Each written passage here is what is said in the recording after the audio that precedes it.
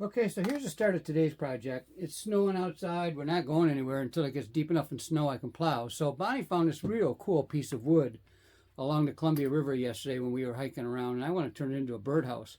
But because it's long and thin, I just didn't know what to do. So I've decided I took a gourd that she grew a couple years ago, dried out, made a mark on it over here somewhere, right here, and then I marked this mark so that it hits up against this mark.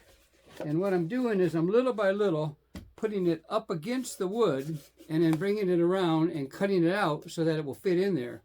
Then once I'm done, the gourd will be on the back, the birdhouse hole will be on the front, which I think you can probably see a little bit. And I'll make it look nice when I'm all done. But right now what I'm doing is I take the gourd, I make some measurements like this, fire up my little Dremel drill like this, then I come back in and I cut this out where I marked it, and then I try refitting it again to make sure that it's nice and tight as we go along. But I'll show you more of it as I go. But this is going to be the back of it, and this is going to be the front, I think.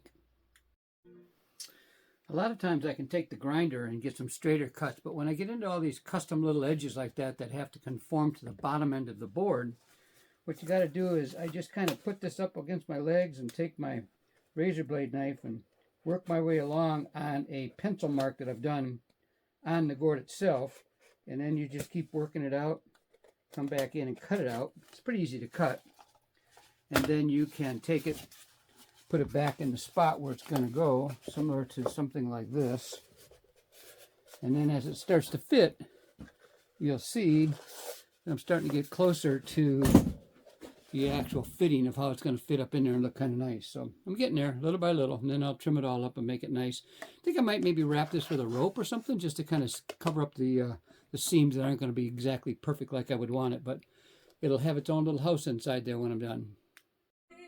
Now that I got it pretty close to fitting, what I do is I took an old petrified seashell that I got off the Oregon coast, but it's got a nice round surface on it, and I come back into here and scrape all the funk out of the inside of it. There's a liner of skin that's inside the gourd once you cut it open and get all the seeds out.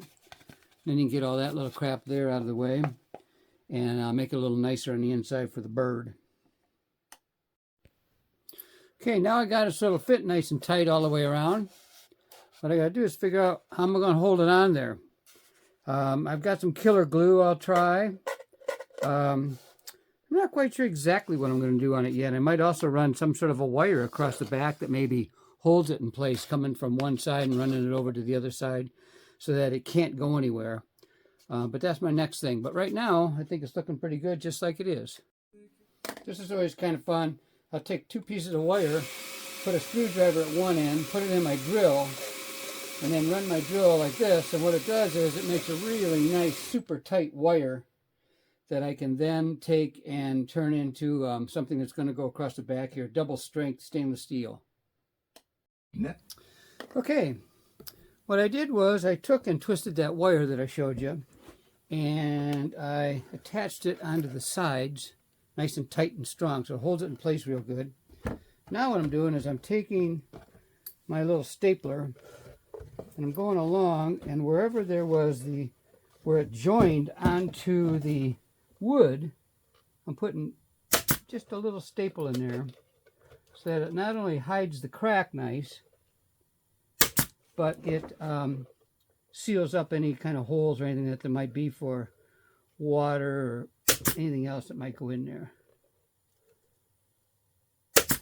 And it looks like that. And what I'll do is I'll work my way all the way around and then connect it back at the bottom, and it'll be sealed up like that. So getting there little by little. Okay, so I've got the wire attached. I've got my screws in. I put my rope all around the backside. It's kind of a nice rope to hide my seams. But now I want to hide the screws. So what I've decided to do is I'm going to take some of this moss and some tree limbs, and I've drilled a hole into the end of it so that I can put a nail through it. Then I found a spot up here where it's going to go, which is right about there, and it will sit just like, maybe down here a little bit more. It'll sit just about like this along the side on both sides, and then that way it will hide my screws and yet be kind of nice looking for the bird to want to come and land at. So that's what I'm going to do next. I'm going to put this on the sides. Okay, I'm almost there.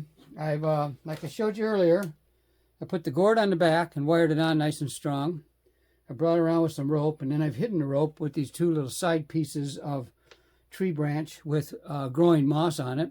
Now what I've done is I've just put one little connection across here and kind of colored it up a little bit so it looks a little nicer for when they want to come and go into that hole. And gives them a pretty nice little birdhouse back in there that they can hang out in. And all I'm going to do now is come back and add just a couple little tufts of moss in areas to hide some of my nails, or just little things to make it look a little bit better for me than what it is right now. I might take this little piece here and put it right into there just to hide that nail. And then I'll put a hanger on the back, and we'll call it macaroni. Turned out pretty nice, so I'm really happy with it for just a project of the day. I'll squat down to say goodbye.